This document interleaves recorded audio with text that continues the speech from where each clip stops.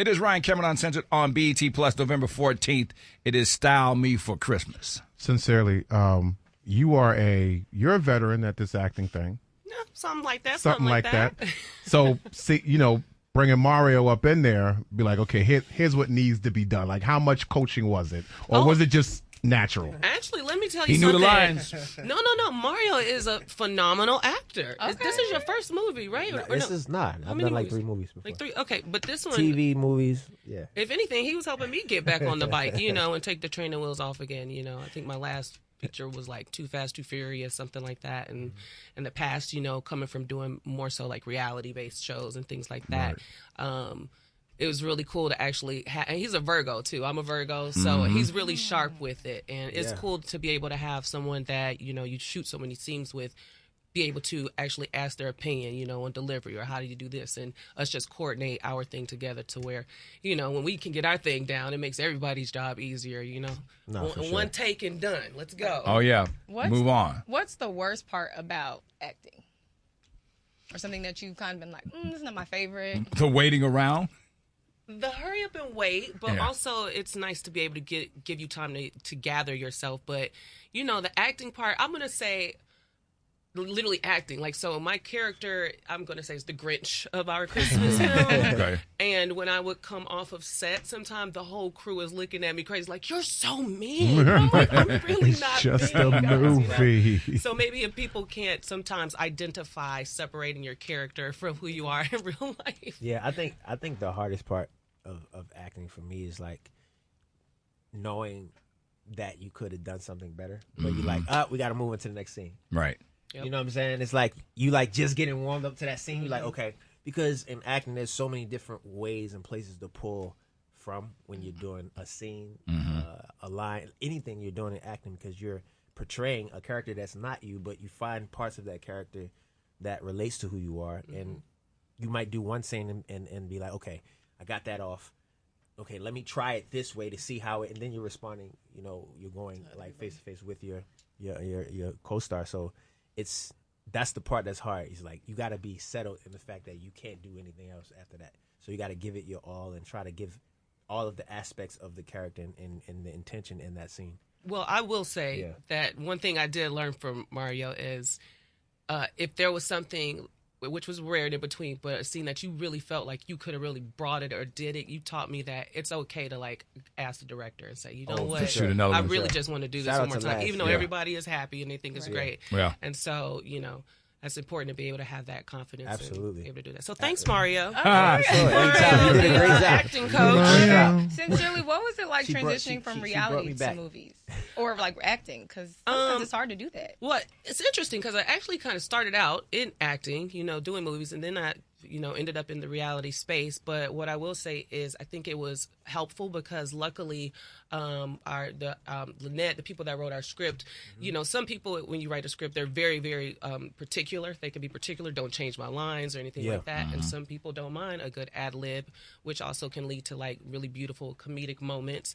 So I think that doing reality helped me because you never know. Are we shaking the table? Is there a drink going over there? So you need to know how to react on the fly. So as far as maybe improv and things like that, adding to it, I'm thinking about that one scene when when I turned into Stalker Nicole. Don't ruin it for everybody. Don't ruin it. Yeah. It is so funny and good. November 14th. Okay, that's Thursday. Yeah, it's gonna be great, man. And one of the things I also love about the movie is the fact that Raven's character is very. She's very sweet. She's very beautiful. She's very strong. I love the fact that she's inheriting something that it means so much, her mom's boutique, and it's something that she holds dear to her. But you see her go through her ups and downs with it. You see, how far having a support system goes with, Pretty V playing her best friend. You see, the inspiration that happens, like the shift that happens in her when she realized, like, I really got to make this happen. Like, how love played a part in both making her feel, inspired, but also making her feel uninspired, and then her bouncing back from that. There's so many aspects that I feel like anybody that's an entrepreneur, black women that are entrepreneurs, like, can relate to what she's going through. I think there's so many different aspects outside of just a regular Christmas movie with a love story that makes it relatable to people. Yeah. We got more when we come back. It's Ryan Cameron Uncensored. It is Ryan Cameron Uncensored. We are entertaining right now. Style Me for Christmas cast, Sincerely Ward and Mario. Let's talk about the new project, man. Glad you came out. The timing is November movie, December album. Yes. Talk about a new project, man. Yeah, for those fans. Absolutely. Just dropped a new single, Glad You Came. The video's out right now, directed by Ben Mark. I would say overall, this song embodies what my intentions were when I first started as an artist in terms of relatability and talking about love and intimacy in a way that's creative and timeless. Mm-hmm. So a lot of times you get songs and it's so direct or like you know exactly what the song is about just from hearing one line. But I like to write in ways that leave a listener like in an imaginative state and kind of imagining what the song means to them. The album being titled Glad You Came represents just a full circle moment of creativity and longevity and relatability with my fans and bringing them to a space where it's celebratory. Huh? Sister, what you think? I thought it meant something else. Glad you Hold on. came. I'm talking about the album, but the song, you right. You You right about that. Whatever you think, you're right. The song, I got you, girl. the song is 100% putting a woman first and is 100% about paying attention to what pleases a woman, right? Not just how, but what and why. Right. Because every woman is different. And I feel like if you pay attention to the why, more so than just, I got the job done, but why, how? What was it this time that made her climax? What was it this time that made her feel seen or heard or appreciated, right? Right. And then I think that's how you can make things fresh and new every time. But Glad You Came is definitely about putting the woman first. Yeah. So talk about the state of R&B music right now. Do you feel like, some people had said it had gone away and is it back? What are your feelings on the state of R&B right now? Well, I feel like R&B has always been around, right? You can go and find some of your favorite artists. You might have an artist you love and your friends don't even know some of their music, right? But I think in terms of the major stage, it's just about it having a platform. And I think now we're getting back to a point because of the ladies been holding it down for years, we're getting back to a point where R&B is given the platform again. Yeah. Giving more of a platform, whether it be award shows or whether it be, just on the internet, whatever the case may be. But I think it is at the centerpiece of conversation when it comes to relationships and intimacy. Always. Yeah. You got R&B's in there, and even if it's not heard on the mainstream, you always got some R&B playlist. You need it. I can tell you look like an R&B playlist. R&B. You know what? You look like a nice playlist right now. I know this thing in my car. Mario. She's a singer. Oh my Oh, god. hey, that makes sense. She's got her. I feel so she's a rude. singer. Like she's got Some album artists, some covers and artists. everything. You know what? You did tell me that last I time did was tell you here. that. Okay. Dun, dun, You dun. told me that last time I was here. Tell us about some of Yeah. the features that might be on this that we might hear from. Yeah, so on the deluxe version, we're working on a few features right now. We had to get the album turned in. I didn't want to wait on waiting for people to turn in their music.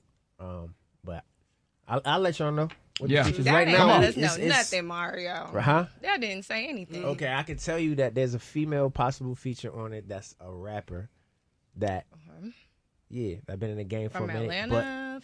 Nah, she's not from Atlanta. Okay. No, that takes start out. to That narrow takes it out a lot of down. people. Yeah. She's classic and she's an icon. Okay. Working on a couple other features, but I've been doing features for the past year, like just feature. I just wanted to focus on this Glad You Came moment and really reconnecting with my fans. I haven't put an album out in 6 years. So We missed you, it's Mario. thank you, sincerely. I Welcome back to appreciate the you. R&B That game. was My very go-to sincere. karaoke song. Hey. Okay. Let's go. So I'm just focusing on reconnecting again. Features is something I definitely want to do more of, but this is about the fans and about R&B. Yeah. So, Go ahead. I mean, listen. Speaking of the go-to karaoke song, Yeah. "Just a Friend," Okay. from the age of 15 when that came out to this point now, Yeah. you've built a core audience who has followed that song, who's followed yeah. you in every album. What can you tell your audience, like what's made you a little bit better than you are now? Than I was then. Yeah. Better. I think that it's just a level of appreciation and understanding I have for the overall process and intention behind creating music. When I first started, I was receiving songs. I had an A&R. In fact, Just a Friend was Usher's single. They passed it away because they felt like he was too mature for it. And that's how God works. It made sense for me. But I think just the process, man, and my intention behind why I create music, and I would say vocally, my voice has matured. So when I sing records, I sing them from a different place now. Even though I was young, 18, 17, singing about love. Right. Even with Braid My Hair, I was 15 years old. Sit me down like you love me. Do it any way you want. Baby, take it slowly. What did I know about that? Like, you know what I'm saying? You just wanted your hair braided. But it was like I grew up because of the karaoke machine, because of the, all these things that I had, all this nurturing that I had gotten already. The soul was already there. Right. So I think it just matured over the years. And when you hear this album, you'll hear it in the writing, in the vocal production. Shout out to James Fauntleroy, who wrote and executive produced a lot of these songs. You'll feel all of that for sure. So is "Let Me Love You" your encore song? Well, at the end of the show, Yeah, is that the one you be like, all right, Yeah. good night, y'all. Wait a minute, goddamn. I'm gonna be honest with you. That's my I karaoke opened with song. that song one time at a show, right? Yeah. I just wanted to do something. Of course, it was fire, but it was like the show didn't feel complete when I was ready to go, so I had to perform it again. Read it again. I can speak. It I've was seen that happen And it before. wasn't because the rest of the songs weren't good or the show wasn't. I felt like it was a great show, Yeah. but it was just like it needed to be felt again that Yeah. moment, because when you go to a show, everybody's not in their seats. Yeah. Everybody's not, and that's obviously a song that's like I'm known most for. So I had to redo the song, and it showed me that at that point that can never be a song that's in the top half of the show. It just can't be. So Yeah, that's what people are it waiting have to on. be an encore song. Yeah. It's like if you come to a Mario show and you don't hear that song, you like, oh no, I want my money back. Right. Give my Mara, money back. one question. The Verzuz. Talk to me. Who should have been your rival on the Verzuz? Because I love You tell me. Omarion, but it shouldn't have been Omarion. Tell me. As a fan of R&B, you tell me. Oh man. Good one. Counter. Yeah, because I'm Because trying to counter's think good. of during your because it's supposed to be your time period. Exactly. And that's I don't even. Ooh. How you going to ask a question you don't know the Well, that's answer? why I asked it. I think you hit it right. I would You throw have a little Lloyd in. Maybe Yep. Lloyd. I would Yep. give I Lloyd. mean, I think some love. if you Sammy. okay, fine. Maybe Sammy. If you look at it from, it depends on what standpoint you're looking at it from. If you're looking at it from a standpoint of like talent wise, or you're looking at it from a standpoint of records, or you No, looking we're at, thinking of the mic is on. oh yeah. So The mic needs to I'm be gonna on. be honest with you. I don't think you name nobody that's really like Oh. when it comes to the Yeah. mic being on. Talk your talk, son. Talk your talk, son. Like, that's a whole different conversation. Hey, Because no no, auto he put the tune. mic on, and we was like, oh, okay. T-Pain. Yeah, that's a whole different conversation, honestly. And and only I say that because it's true, but I say that because it's just like I think a lot of people, like, if you just listen to the music, you're like, okay, voice, whatever. But if you're around me, if you ever seen me just sing just to be singing, or like just around, there's nowhere that I can't go, only because of the work that I've put into it. You know what I'm saying? Where I come from, the artist development I come from is just a different thing. So feel yeah, I don't know. Okay. No, I love it. I love it. Glad you came. December 13th. You know, Yes, sir. BET Plus, November 14th with Style Me for Christmas. Y'all give it up for, of course, Sincerely Ward and Mario one time. Thank you so One much. time. Cameron Uncensored. Love.